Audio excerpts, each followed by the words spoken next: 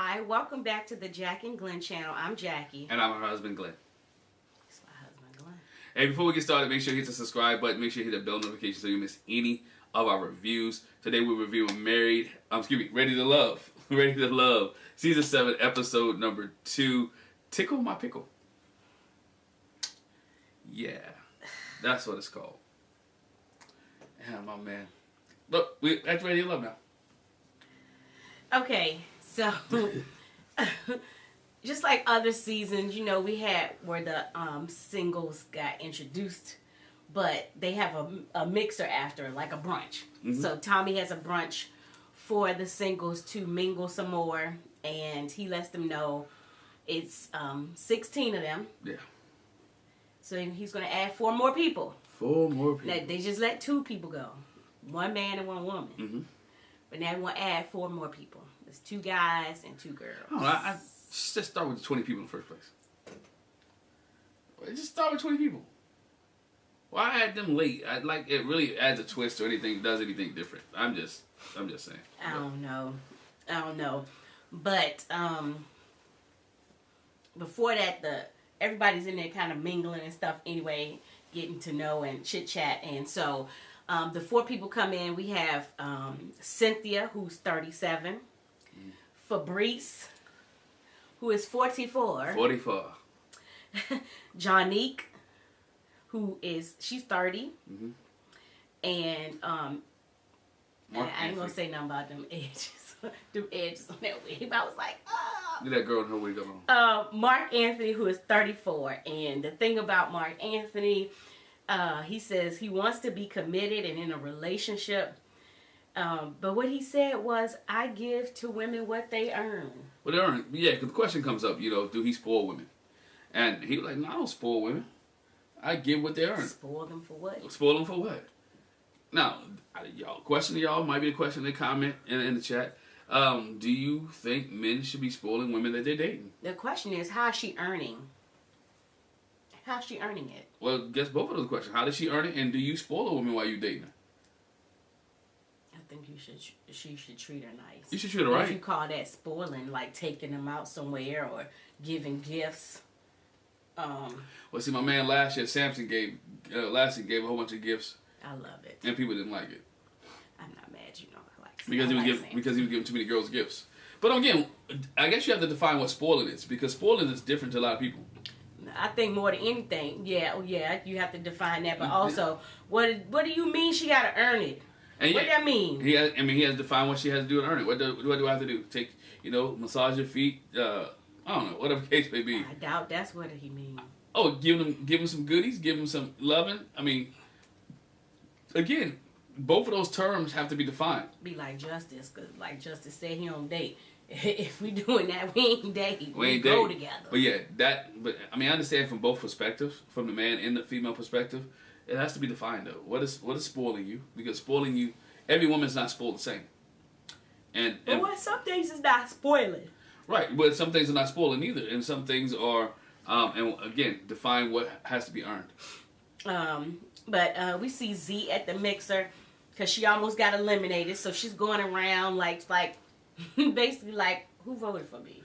But it's common. Try to vote for me, like, what happened? What I do? So, I mean, I guess after the mixer, whoever gets on the chopping block, everybody comes back and be like, I know Tasia did that. Tasia was like, now, wait, which one of y'all? Now, who had me in the bottom? Yeah, now, y'all know. Y'all know. So people, you become rattled. You know what I'm saying? Like, I'm at the bottom. I thought I made connections. I thought we was cool. Y'all done lied to me. And you put me at the bottom? Well, knowing that somebody has to be at the bottom. And when she talked to Tony, and I forgot who the other person was she talked to, they was like, man, we ain't even gonna get into throwing nobody under the bus. Who said? I think it was DeMario.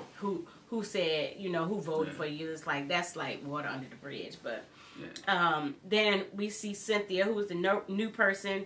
Andre and Jeffrey are having a nice little conversation, and she comes and interrupts the whole flow. And we find out later Andre was his favorite color is not green. But it was then. It was then. That green has his attention. Had a lot of people's attention. I mean, she had the bosoms out. But again, that's bound to. Jonique had the bosoms out too. But it attracted him. And I think that's the point. That was the point of the green dress. No, the bosoms. That was the point of the bosoms now, not the green dress. Oh, the bosoms just happened to be in a green dress. And that was Andre was saying. Yeah, but she interrupted that conversation. And, I don't know. I cannot read your handwriting. My handwriting? Look. I don't know what to say. I got you on this. Jeffrey was like so this. Funny. Jeffrey's was like this. She was like, look, she doesn't care what anything happens or what anything goes on. Andre is hers. And so she's not intimidated by any other woman coming in there because at the end she's going to get Andre. So it does not matter what happens. So Cynthia can scoop in and have the conversation because Jeffrey got up and she just bowed out. She was like, all right, here. You can have him take over. I understand the process. If she want Andre with his little ponytail, that little ponytail is making an appearance. Last time he had it out, and they got him a ponytail like the whole episode. Your son be doing a little twist. No. But I ain't talking about he had a little bit ponytail, a little right there. I can say your son, our son. But ain't your son. Oh, he's mine. He's ours. Anyway, so the next thing we see is a group date, which is I don't think we've ever seen a group date like this. It's 6 guys and then the 2 new women. Yeah. When they said at first it was going to be a 6-person date, I'm thinking 3 and 3 because we've seen that before. You know what I'm saying? Yeah, we've seen 4 and 2. I mean either way. But mostly guys and then the two ladies. I was like, okay. Yeah. But they asked Cynthia, you know, how does she feel, how everything's going, and they got into a whole conversation of what's her type, and she was like, you know, I like it. Everyone's been respectful, and I don't really have a type. Is what she said. Some of y'all thought she was full of crap. Everyone is my type. Yeah, some of the dudes thought she was full of crap when she said that. I think Tony was like, "What you mean you don't have a type?" Because what she was saying is her type is not just based on looks. So, but she did say I like a taller man. So, you know, somebody who's fit, well groomed, that smells good, or whatever. But she was like, everybody is my type. You know, depending on what their personality is. Like, I'm not getting pigeonholed into they gotta be tall, light skin, curly hair. Like, I don't do that. That's what she was saying. She was like, all of y'all are good to me, you know? We're good. And so Johnnique came after Cynthia had already been there, and Johnnique was like, you know, I don't like this behind the power curve. Like, I come in, it's already a vibe. I don't really care for that too much, but they asked her. When she got to the table, she commanded herself, though. She wasn't scared. She wasn't intimidated. She came in and she fit right in. And she was like, almost a little too much, but you could tell her confidence was there. Like, okay, I'm late, but I'm going to have to make up for it. Andre said she's sassy and unique. And so they asked her, you know, what's your type? She was like, well, I like a dark-skinned man. I like a taller man. I like husky, but I like all types of men. And, you know, and then she says, you know, I've dated some ugly guys. It was ugly to somebody else, but they wasn't necessarily ugly to me. They look good to me. So it all depends. I'm not going to say they're ugly. It's just, that's not your type. I like them. What's that saying? Say beauty's in the eye of the beholder? Mm-hmm. It is. Beauty's in the eye of the beholder. So, I mean, some people may think there's certain people that's ugly. But this person like them. You know, we talk about different couples that people didn't like. So there's some people who love Flavor Flav. Flavor Flav. There's a lot of people that like Flavor Flav because he got a lot of kids. Yeah. Okay. But the question is, did they like him or did they like him? Did they like the fame, the power, the influence? There's somebody out there for everybody. We know some people that there's some people out there for everybody. So then the guys asked a question like, you know, would you be an independent woman or whatever? And Cynthia was like, can I be submissive? Yeah, I can submit. Mm-hmm. I can. She said, yes, I can submit. I got a strong personality. I am the way I am because I'm a single mother. I have to be strong, you know, when to deal. It's funny because I just talked to my friend about that. When you're the authority figure in your home, you have to let your son know as a single mother that you can't push me over. So I'm gonna buck up at you every once in a while. So she said, but I know how to play it down when it comes to a man. Because of course you're not gonna be strong and assertive to a man like you would your son. Yeah, because, I mean, you can't let your son roll over you, but also you got to be able to take that. I don't want to say a back door, slide back a little bit because it talks about submitting one to another. You're gonna have to let. If you want him to be a leader and want to be a head, then you slide some areas back, and there's some areas that you may lead in, and that he may lead in. So we submit one to another. So it's not like you just, you want someone T-side? It's not like that. You know what I'm saying? And when we talk about submissive, I think a lot of people think that, but that's not what it means. Yeah, it ain't punk, for sure. Yeah, it doesn't mean you're a punk. But after the date, we see Blake and Tony walk Jonique to her car, and then Andre walks Cynthia to her car. And, I mean, he was, like, really flirting hard at her. Someone look at her eyes and everything. And she was flattered. He said at first he was like, but he said during the conversation they had at the table when he walked into the car that she raised the bar with him. And they hugged each other and said goodbye. She parked forever. Wherever she parked at was forever. Yeah, it was no close parking. no parking. But you know, I like, you can see Andre and Cynthia having a connection there. And, you know, everybody like Andre. He's the flavor of the, you know, he's the flavor of the week. Not my cup of tea, but I ain't say you. I know, but I'm just saying not my cup of tea. Okay, but I mean, I know it's probably the accent too that's getting them. It's that accent. It's a few of them with an accent. Everybody got an accent. Everybody got Haitian or Dominican descent. Jamaican descent. Mm-hmm. Yeah. So we see Tony take Marcia on one of the first single dates period for the show, and then for them obviously. And she was like, she's excited to go on a date. She wants to try to figure him out. And Tony's like, everything's moving fast, but I like it. You know, trying to feel everybody out and get to know everybody. The one thing Marcia shared with him is it Marcia or Marsha? Marcia. Okay. Marcia is, you know, she was growing up, she was a problem child. She was a problem kid. She said it was like, I got disciplined by everybody. But because I was that way when I was younger, I have compassion for those type of kids now. And I know how to deal with them and talk to them. And we know Tony's the man of God. So he was like, okay, we got this food. I'm going to pray over the food. Deacon Tony. He prayed over the food. Hey, they was holding hands. And she felt the spirit. She was like, oh, okay. Okay, he was like, oh yeah, I'm in this for real. This is real. It's not for play. Deacon Tony. It ain't for play. Leave Deacon Tony alone. But in the end, Marcia said she enjoyed Tony and wants to you know, have more one-on-one dates with him, and they just had a really good vibe. They was feeling each other. They were feeling each other. It was a good conversation. So then we see Z and Blake go out on a date. Okay, so both of them was on the chopping block in the first episode. Train wreck. And so they both trying to come back and maybe get to know each other. So for Z, she's supposed to be opening up more and letting them see more of her. And then for Blake, he got to let down some of the ladies felt like he was arrogant, kind of stiff. Yeah, just too overconfident, if you want to look at it that way. And you know, cocky. That's what. Cocky.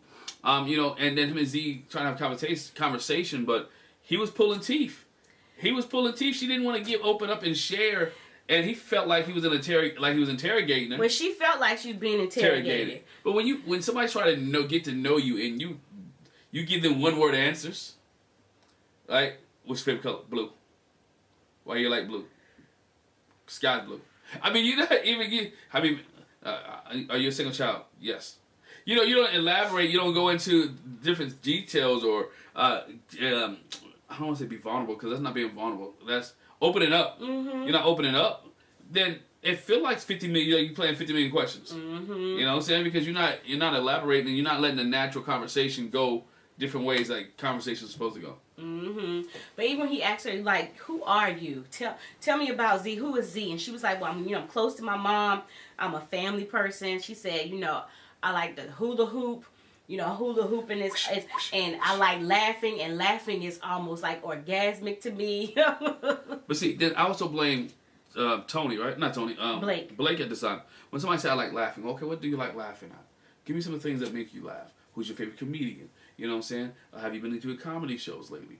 It's not necessarily like you're interrogating, but you're just branching off of what they said, because she's giving you some keys of what she likes, so now you branch off. But on the flip side, she could be like, I like laughing. One of my favorite comedians is, I remember I went to his show, blah, blah, blah, blah. So that's what he was expecting from her. Right. And so that's why he kept asking her questions. And so, like I said, he said, I felt like I was interrogating her. And she said, I felt like it was an interview. Mm-hmm. So both of them probably needed to relax some. And he said from the start she looked like she was uncomfortable. Yeah. Pull your chair close over here so we can chat or whatever. They need their food look like. she says, she feels like she's ready to love, but in the end, both of them were disappointed by the one-on-one date. Yeah. Yeah. Terrible. So then we see another big group date. We see the ladies get together with the two new guys, Fabrice and Mark Anthony. And so what I didn't say before, I didn't say what guys were on a date, but I'm going to say what girls are on this date. We got Corvea, Z, Marcia, Jeffrey, Mercedes, Sue Ann, and Morgan. Right. And of course, like I said, the guys are the new guys, Fabrice and Mark Anthony. And so, they were like, how you feeling, whatever. Mark Anthony was like, I'm not intimidated by the group date, Not at all. Yeah, I'm cool. They had a conversation about have you dated outside your race. And Mark says, yeah, I have dated outside my race. I've dated other nationalities. He said, but I prefer black women. That's what I prefer. It always come back to black. And Fabrice, same thing. But the difference is, okay, so Fabrice is Haitian descent. Mm-hmm. And but he's a fashion designer. He said he used to work for Giorgio Armani. And so he lived in France. So of course, he got Haitian roots. He's lived in France, so of course you got French women there, and all kind of European, all other kind of women. So he's like, I've dated all around the world, and then he adds, and I've had lots of sex. Yeah, he's a sex fiend. I mean, he always brings up sex. He's 44 years old. With whoever. But again, I was telling my wife, some of that is because as much time as you live in Europe, and I lived in Europe for a long time, some of that it's kind of open. They're very sexual. They're very sexual, and that's what he said. They're very sexual. They're very free. It's very open, and so. That's where he's at. He's still living as if he's in France. Yeah, he said whoever I'm with needs to have a strong sexual appetite. And what he says was, this is how he talked, but he also says, I bring up the sex conversation kind of as a shock value. Because I'm trying to see how they're going to react. Mm-hmm. And I think, who was sitting next to him? Jeffrey. Jeffrey was like, ugh. No. Childish. Like, you're 44. I mean, Marcia said it too. It's like, you're 44 years old. Like, why are you leading the conversation with sex? Like, come on. You should be past this, and you should be looking for much more than just sex. Yeah. Jeffrey didn't care for it at all. But one of the other ladies said that he was giving some zaddy vibes, and they liked that. But Fabrice was like, he's attracted to a package, and that's. Hence the title of the episode. He said, not just what tickles my pickle. Yeah, just not just tickle my pickle. He ain't gonna be there long. He will not be long.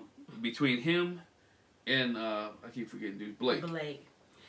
One of them, next episode when the women in charge, one of them are gone. Yeah, he takes a minute there while he's talking about that to speak in some French, and Mercedes was like, I ain't gonna lie, that was sexy. I mean, French is considered a romance language, so, but anyway, so like I said, Marcia was like, why he keep bringing up the sex thing. Mark talked about the fact that he's in school for piloting, and Mercedes was like, okay, because she's a flight attendant, and she was like, I mean, that's like almost cliche, the pilot and the flight attendant. But I like it. I can relate to where he's coming from because I'm a flight attendant. And so at the end of the night, Fabrice was like, okay, we need to have some more conversations again. We didn't have enough sex talk. All he wants to do is talk sex. Dog, he has a problem. It is much more to a relationship than just sex. Granted, you like it. Granted, you want it. But these people are here to look for love, which explains why Fabrice doesn't have anybody. And why he can't go further in a relationship. Yeah, because he's concentrating on that. Yep. And like I said, Mercedes said that Mark Anthony stood out to her the most. Because he's good looking. Oh, yeah, they talked about how his butt was sitting in them pants. But just the way he carried himself. And compared to Fabrice, he was much more laid back, more sensible, So, anyway, the guys meet up with Tommy. And it does look like they're going in a church. The building looks like they're going into a church. The building is a church. That's been transformed, turned into whatever. But the building's a church. It's a church-like structure. So it probably used to be a church. It ain't no church no more without a liquor in there. I don't know. Somebody be sipping the communion wine. Pastor Cavassier. No. But anyway, they're walking in like, wait, I thought this was a church. They come in, all this liquor in here. But Tommy said, yeah, we in a church. It's because where you come to confess. And what we talk about in here, don't be going telling them ladies after you leave out of here talking to them on the phone, because we know that has happened in past seasons. Oh, it has been made messy because grown men couldn't keep their mouths shut. It's like the barbershop, dog. What happens in the barbershop stays in the barbershop. You know, you can't be snitching because you try to be with so-and-so. Don't talk about it. Basically, Tommy said it in a nice way. I'm just putting a little hood value, street value on it. Yo, stop snitching. Stop talking. What we talk about in private, keep it in private. And Tommy asked them how they liked the group date. Mark Anthony said he enjoyed the group date. Fabrice talked in there about how he tried to push the sex topic. You know, try to make her feel uncomfortable, see how they responded. Tony talked about their group date with the females, and he said Jonique handled herself like very ladylike. Andre expressed how much he liked Cynthia. And so Tommy's like, you know, who you feeling, who you not feeling. And Andre says Cynthia, of course. Anthony says Mercedes. Andre says Mercedes. Yeah. Mark Anthony says Mercedes. Blake is like, I'm feeling Sue-Ann. Blue says, I'm feeling Jeffrey, as do DeMario and Andre. Lyndon says he's feeling Morgan. Fabrice is also feeling Morgan. Tony said he was feeling Morgan at first, but Marcia's come up in the ranks. Should have stepped up the game. She shot up. And then this is where I said, Andre said, you know, green's not my favorite color, but Cynthia's green drew me in. So now my favorite color is green. Brought me to another level. Tony says, okay, who are you least feeling? And quite a few of the guys said Corvea. Yeah. Andre, Tony, and Lyndon said Corvea. Mark said Jonique. Fabrice said Jeffrey. Blake says Z, and couple that with the fact that we went on a one-on-one date, and I had to like really do a lot. Blue also said Z, as did DeMario and Anthony. And so in this point where the guys have to decide which one of the ladies they're going to eliminate, Tommy gives them, lets them know, I'm going to introduce something new here. It's called a second chance lifeline. And at first I was thinking second chance, like you're going to bring somebody from a previous season. Like, oh no. No. What you about to say? He keep adding stuff. They keep dragging this thing out. Don't add nothing. Don't bring anybody. Don't give nobody a pass. Just let folk go.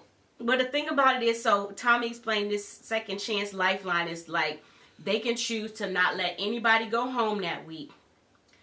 And the thing about it is the decision has to be unanimous that they won't let anybody go.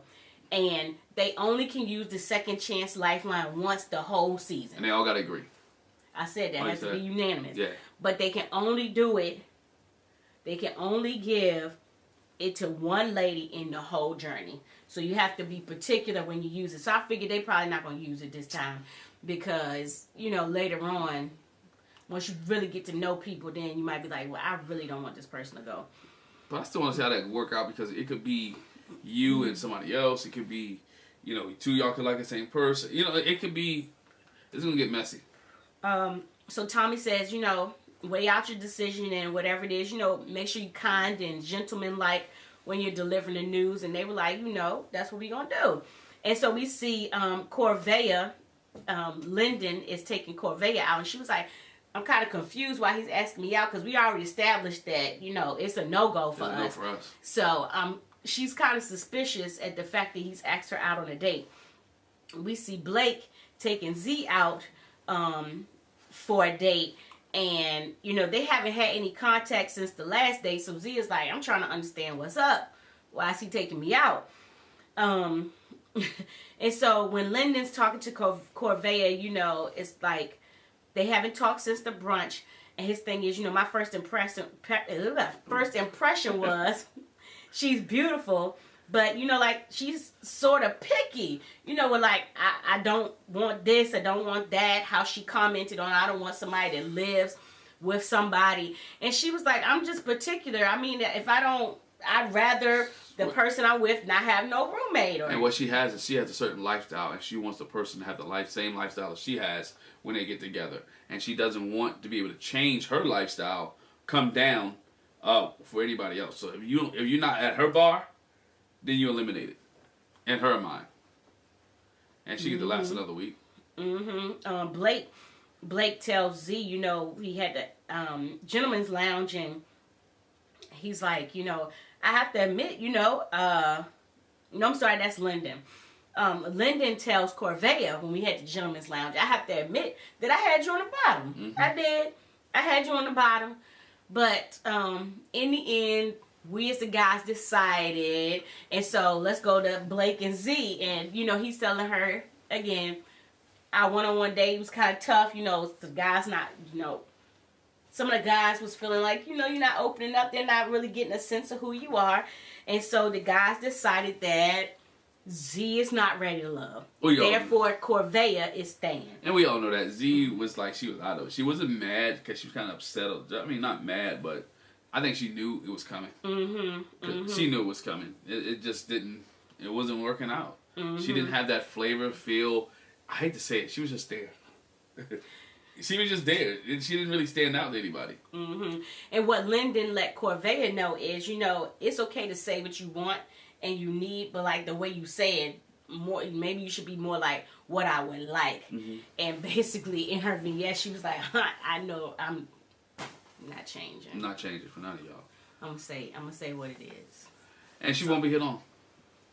She's a nice woman to go home. Unless something dramatically happens, Corvea's still gonna be on the chopping block.